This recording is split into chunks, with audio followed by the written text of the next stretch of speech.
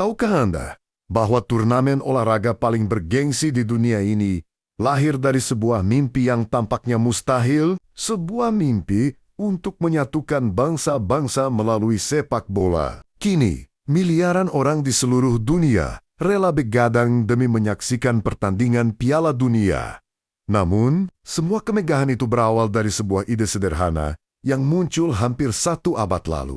Bagaimana sejarah awal diadakannya Piala Dunia? Siapa orang yang pertama kali menggagasnya? Mengapa Uruguay menjadi tuan rumah pertama? Dan bagaimana turnamen yang hanya diikuti 13 negara mampu berkembang menjadi pesta olahraga terbesar di planet ini? Mari kita telusuri kisah luar biasa tersebut. Pada awal abad ke-20, sepak bola berkembang sangat cepat. Permainan yang berasal dari Inggris ini mulai dimainkan di berbagai benua. Stadion-stadion dipenuhi penonton, klub-klub bermunculan, dan masyarakat semakin mencintai olahraga ini. Namun saat itu, belum ada kompetisi dunia khusus untuk tim nasional. Memang sepak bola sudah dipertandingkan di Olimpiade, tetapi ada satu masalah besar. Olimpiade hanya mengizinkan pemain amatir. Banyak pemain terbaik dunia yang berstatus profesional tidak dapat tampil. Akibatnya, banyak pihak merasa bahwa sepak bola membutuhkan turnamennya sendiri. Disinilah lahir sebuah gagasan besar. Pada tahun 1921, seorang pria asal Prancis bernama Jules Rimet terpilih menjadi presiden FIFA. Ia memiliki visi yang jauh melampaui zamannya. Menurut Jules Rimet, sepak bola bukan hanya permainan. Sepak bola mampu menyatukan manusia dari berbagai budaya, bahasa, agama, dan negara. Ia percaya bahwa olahraga bisa menjadi jembatan persahabatan di tengah dunia yang sering dipenuhi konflik. Maka, muncullah ide untuk menciptakan kejuaraan dunia sepak bola. Awalnya ide tersebut ditolak oleh banyak pihak. Sebagian menganggap perjalanan antar negara terlalu mahal. Ada pula yang meragukan apakah negara-negara mau mengirim timnya ke turnamen baru yang belum pernah ada sebelumnya. Namun Jules Rimet tidak menyerah. Ia terus meyakinkan anggota FIFA bahwa suatu hari nanti turnamen ini akan menjadi simbol persatuan dunia. Akhirnya, pada Kongres FIFA tahun 1928 di Amsterdam, para anggota menyetujui pembentukan Piala Dunia. Keputusan bersejarah itu mengubah sejarah sepak bola selamanya. Kini muncul pertanyaan berikutnya. Negara mana yang pantas menjadi tuan rumah pertama? Setelah melalui berbagai pertimbangan, FIFA memilih Uruguay. Keputusan ini bukan tanpa alasan. Saat itu Uruguay merupakan salah satu negara sepak bola terkuat di dunia. Mereka memenangkan medali emas Olimpiade tahun 1924 dan 1928.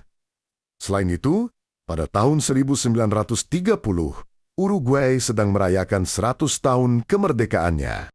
Pemerintah Uruguay bahkan menawarkan sesuatu yang sangat menarik. Mereka bersedia membangun stadion terbesar di Amerika Selatan serta menanggung biaya perjalanan dan penginapan seluruh peserta. Tawaran itu sulit ditolak, maka Uruguay resmi menjadi tuan rumah Piala Dunia pertama. Persiapan dilakukan dengan penuh semangat. Stadion megah bernama Estadio Centenario dibangun khusus untuk menyambut turnamen tersebut. Stadion itu menjadi simbol kebanggaan bangsa Uruguay.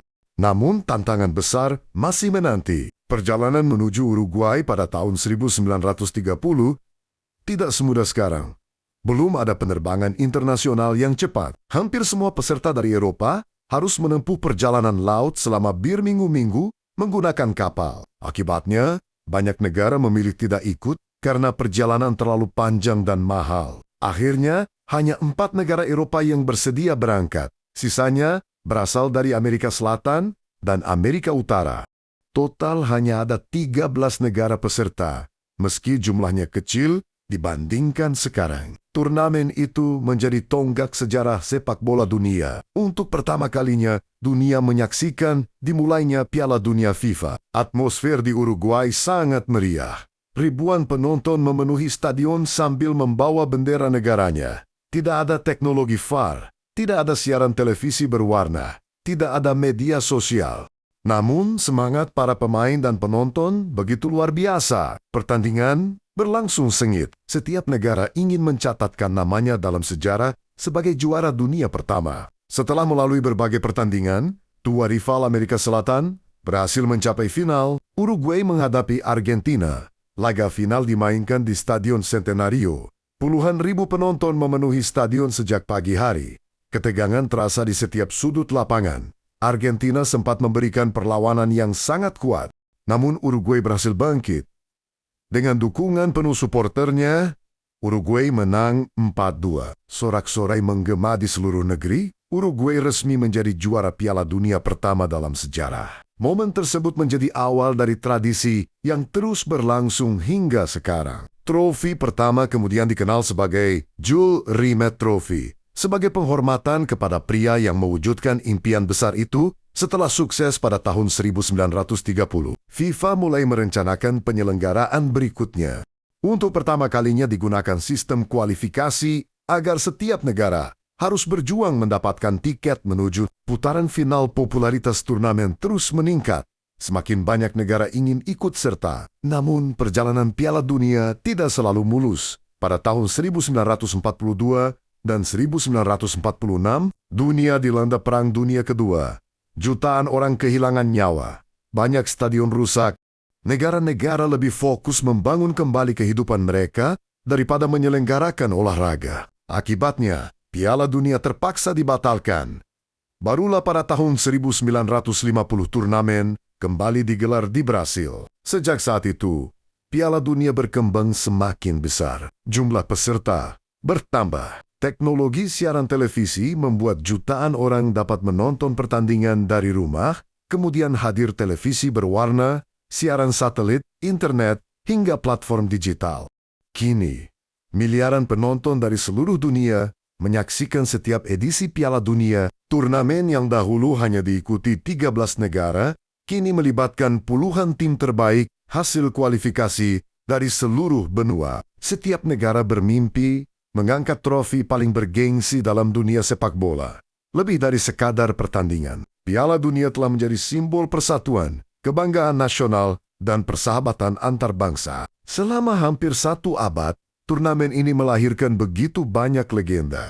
Namun semangat kompetisi tetap sama. Semangat untuk memberikan yang terbaik bagi negara. Semangat yang pertama kali dibayangkan oleh Jules Rimet hampir 100 tahun yang lalu. Tanpa keberanian dan keyakinannya, mungkin dunia tidak akan pernah memiliki turnamen sebesar Piala Dunia. Setiap 4 tahun sekali, miliaran orang melupakan perbedaan mereka untuk menikmati pertandingan sepak bola. Itulah warisan terbesar Piala Dunia.